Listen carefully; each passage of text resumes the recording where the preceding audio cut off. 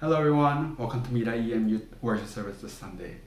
Now, some of you might have noticed, Pastor Jonathan, what's with this fancy hair? You usually don't style your hair all that much. Well, today I got a haircut for my wedding that's coming up next week, which also means next time you see me in this video, I'll be a married man. So that's something that's going on in my life.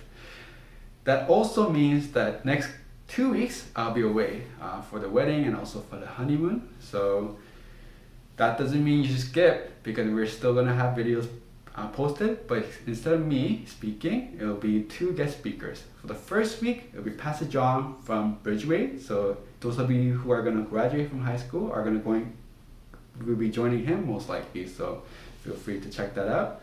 And he did also speak once, so you know how great of a speaker he is. Second is gonna be Pastor Jacob from Children's Ministry at Milal, and he's also been a guest speaker once last year. And if you've been there or if you watched that video, you know how gifted he is at speaking. So you have 2 special treats for you coming up next 2 weeks, so please look forward to that. Now, I do have a couple of announcements. First is that May 13th, 15th, the Young Adults Ministry at Bridgeway is going to have a retreat. So if you are in grade 12, you are invited to join. So if you're in grade 12, please mark those dates, May 13th to 15th. And if you have any questions, feel free to contact me through my email that's on the Milal website.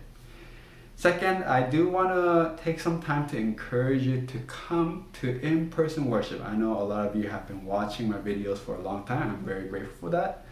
But I think after I spoke to a lot of church members, I realized that it's not fair for the church to assume that those who are at home watching these YouTube videos are sufficiently being discipled and growing in Jesus. I've heard many, sad stories of how a lot of them that just haven't been coming out to church in person for a long time feel kind of spiritually dry or feel like they're taking a step back in their faith. So I really want to encourage you, if you're debating whether to come to church in person or not, please seriously consider coming, so that I can meet you in person if I haven't already. And second, for you to be plugged into the church community. I believe following Jesus is not something we can do by ourselves, or we can do just by watching videos online. Rather, it's something that's done in a real community when we're really physically present with each other. I know that the pandemic made it really difficult for a long time, but as things are easing out, I know the cases are still up there, but as we take safety protocols, I feel like we can safely start meeting up together to worship together and to fellowship with one another. So please consider coming to in-person worship. That being said, we're going to start with the word of prayer as usual from the Book of Common Prayer. So let's pray together. O God, who by the glorious resurrection of your Son, Jesus Christ, destroyed death and brought life and immortality to light, grant that we, who have been raised with him, may abide in his presence and rejoice in the hope of eternal glory. Through Jesus Christ, our Lord, to whom, with you and the Holy Spirit, be dominion and praise forever and ever. Amen. Lord, I come, I confess, bowing here, I find my rest. Without you, I fall apart. You're the one that guides my heart. Lord, I need you. Oh, I need you. Every hour I need you. My one defense, my righteousness. Oh God, how I need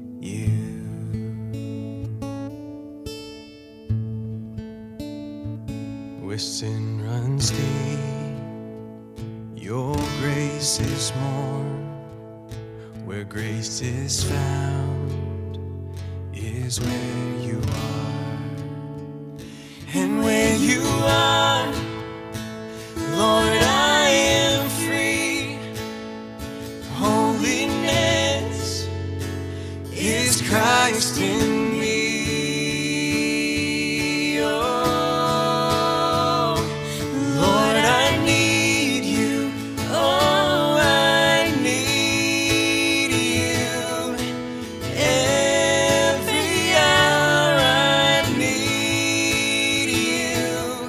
My one defense, my righteousness. Oh God, how I need you.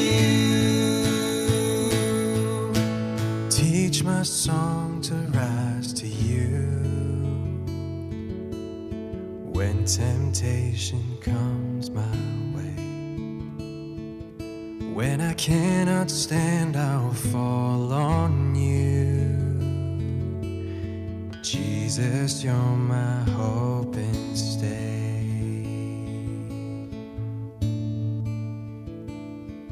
So teach my song to rise to you when temptation comes my way. When I cannot stand, I'll fall on you. Jesus, you're my hope and stay. Yeah. Lord, I need you. Oh, I need you. Every hour I need you. My one defense, my righteousness. Oh God, how I need you. Lord, I need you. Oh, I need you. Every hour I need you. My one defense, my righteousness. Oh God, how I need you.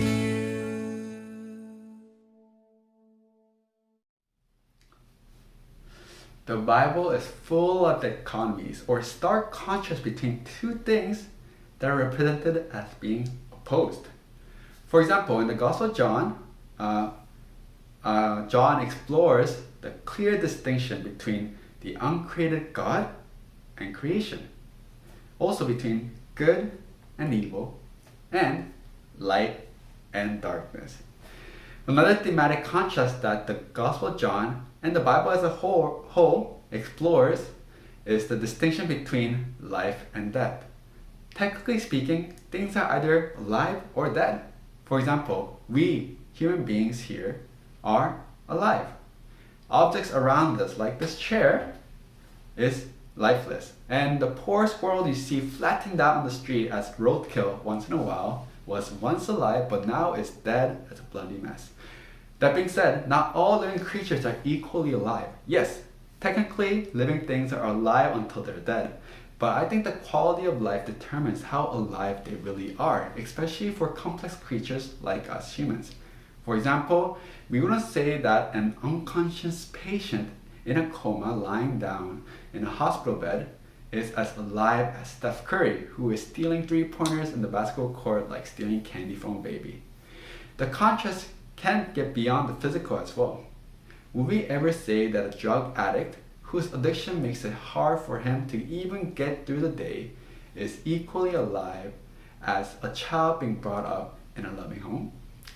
Not only do people differ in how alive they are, I'll say that most, if not all of us, fluctuate between being really alive to just barely getting by.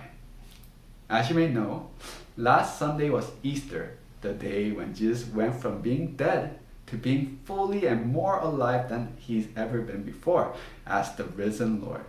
That also means that it was the end of Lent season, and you know what that means for me, right? Yes, that's right, I can play League of Legends again. At first, it was great, being able to play with friends and wrecking my opponents in my lane and carrying the game, you know, all the things I missed about gaming. However, I'd forgotten the dark side of League, ranked solo queue. My joy soon turned into frustration and even anger as I encountered the trolls with the mental age of 5 who started to intentionally lose once things didn't go their way. Soon I was in a slump with long losing streaks that lasted well into the night.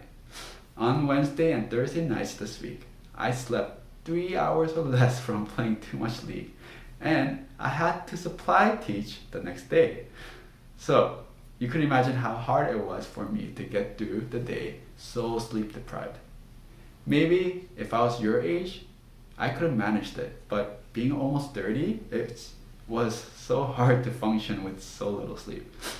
Every opportunity I had, I was resting my eyes, trying to squeeze a little bit of rest in between activities.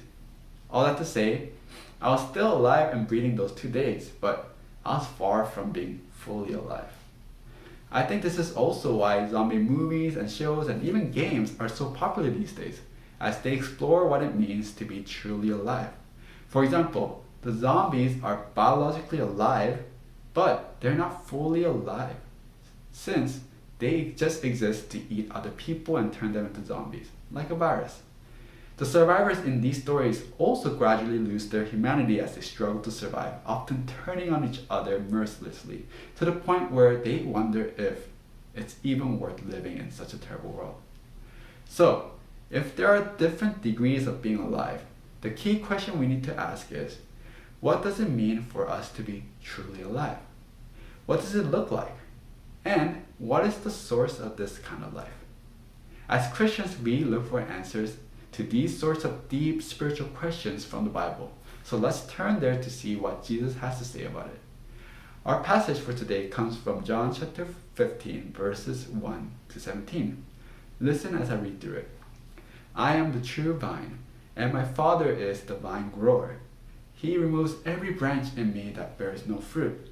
Every branch that bears fruit, he prunes to make it bear more fruit. You have already been cleansed by the word that I have spoken to you. Abide in me as I abide in you.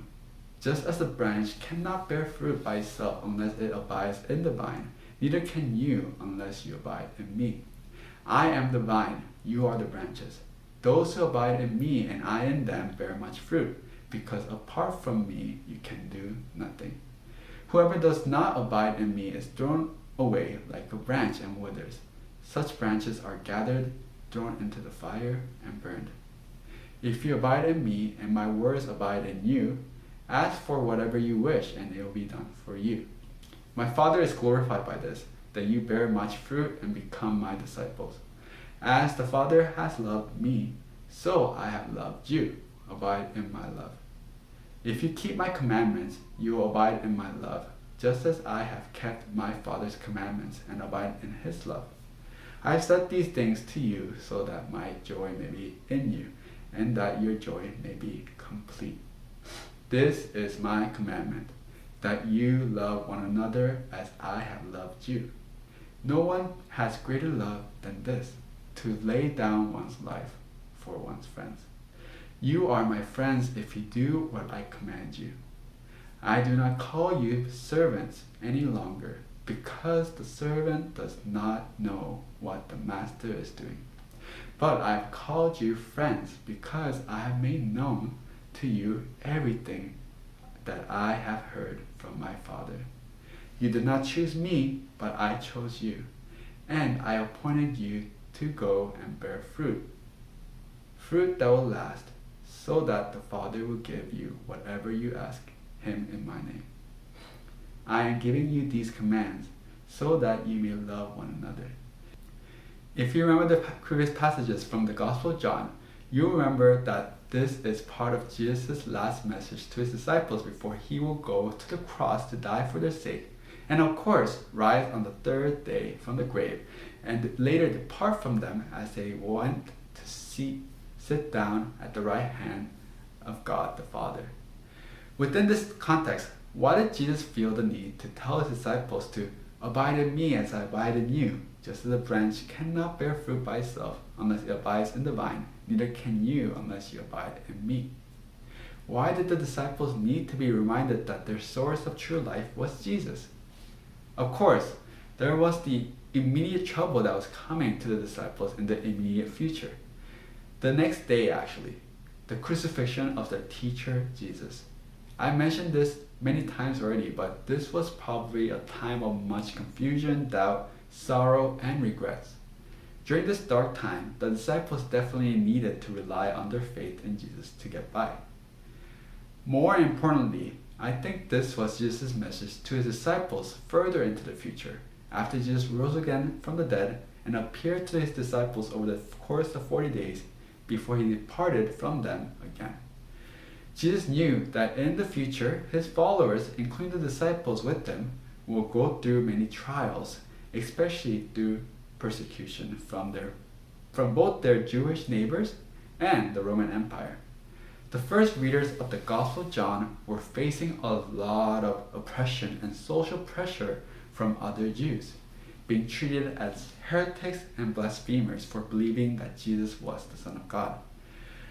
They were being kicked out of the synagogues and their communities, being socially ostracized.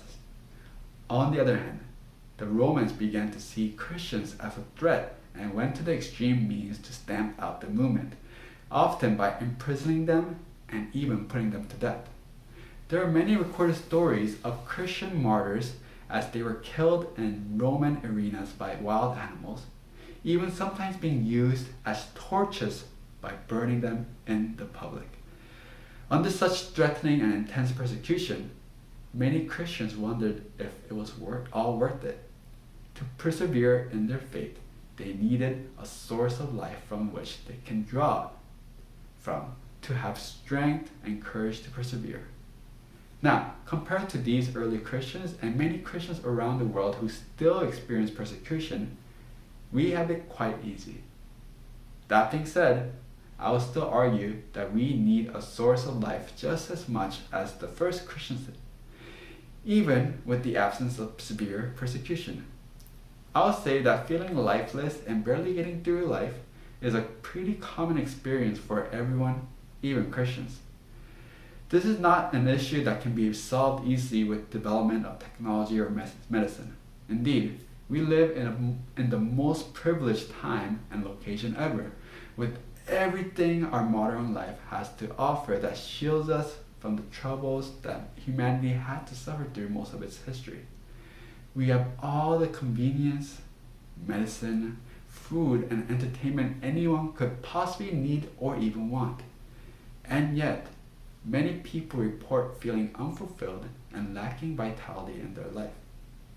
I want to propose to you that this is because our hurried modern life drains us from our spiritual life, as we are distracted and concerned by our independence and self-achievements.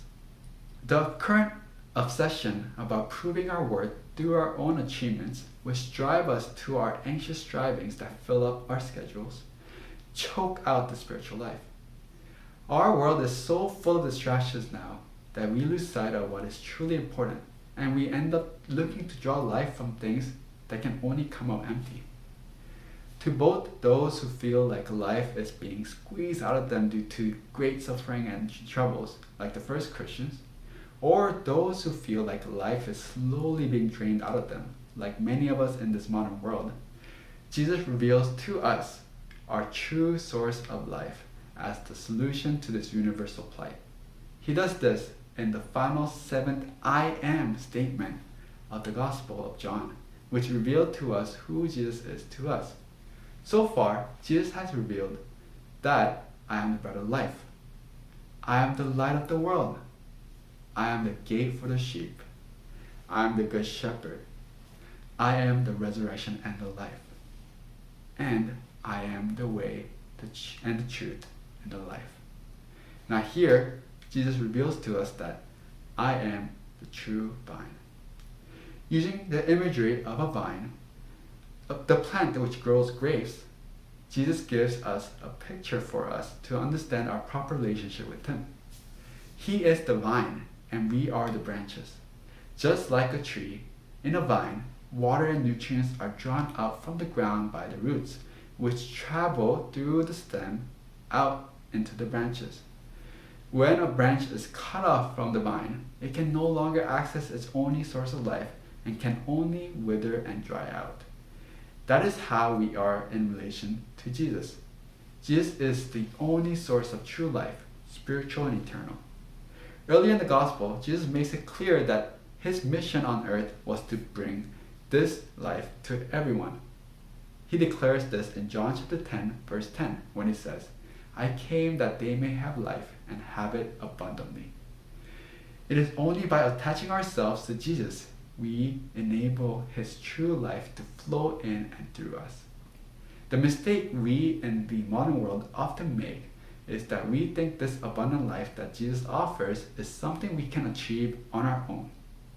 But the truth is, we are dependent on Jesus for our life. And life, in its truest sense, is something we can only receive from Jesus, the author of life. True life is not achieved. Instead, it is received. This true life is characterized by what it produces, or fruits, if we go by Jesus' metaphor of vine and branches. And what is this fruit that results from drawing our life from Jesus by abiding in Him? It is joy and love. Jesus reveals this in our passage from verse 11 to 13. I have said these things to you so that my joy may be in you and that your joy may be complete. This is my commandment, that you love one another as I have loved you. No one has greater love than this, to lay down one's life for one's friends. When we rely on Jesus to be our only source of true life and draw from His love, our life will start producing complete joy and sacrificial love towards others that characterize Jesus' own life. Not surprisingly, as we grow in our faith, we will begin to realize how closely related selfless love and joy really are. A common mistake we Christians often make is assuming that we can produce these fruits of life by our own will and initiative. However, this passage warns against such attempt in 3 different ways. First, according to Jesus, fruit is the byproduct of our life in Jesus, not the requirement. We don't need to produce true joy and love first in order to receive and live in Jesus' love. Rather, it is when we receive and live in His love, we will begin to produce these fruits in our lives. Second, God is the vine dresser, not us. God is the one doing the work in our lives that enable us to have complete joy and love towards others. To do that, God will need to prune or cut things from our lives that drain our life and hinder it from producing joy and love. These are sometimes serious forms of disobedience, but it can also be the things that appear good in our lives that still distract us from our primary task of abiding in Jesus.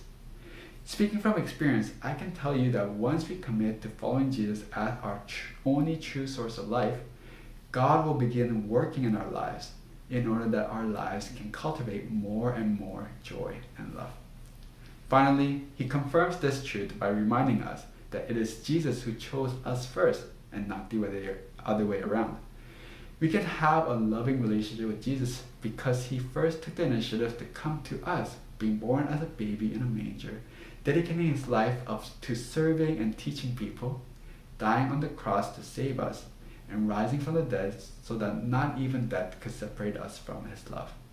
So, instead of being distracted by all the things that the world props up as our top priorities, or even our own well-intentioned initiatives of self-development, let's turn to Jesus and abide in His love. We need to prioritize connecting to Jesus above everything else, whether that is through reflective reading of the Bible, or prayers, or even in loving each other, especially our brothers and sisters here at Milal Youth Ministry.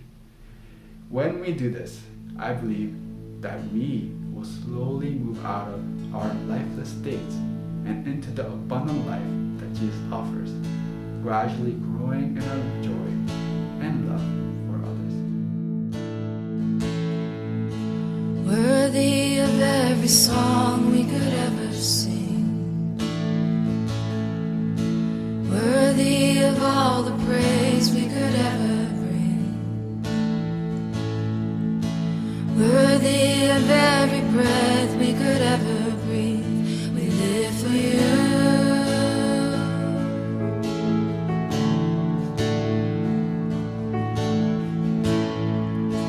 Jesus, the name above every other name. Jesus, the only one who could ever save. Worthy of every breath we could ever breathe. We live for you.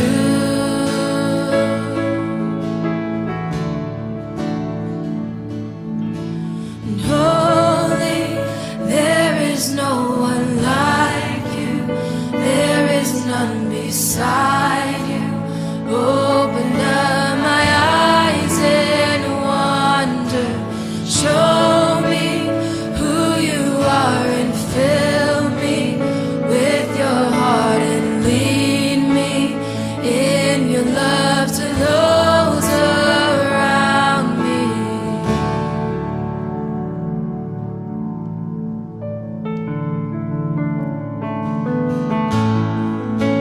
Worthy of every song you could ever sing, worthy of all the praise we could ever bring, worthy of every breath we could ever breathe. We live for you.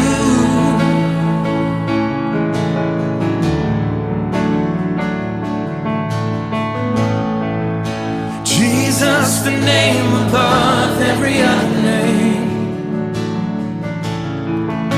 Jesus, the only one who could ever save. Worthy of every breath we could ever breathe. We live for you.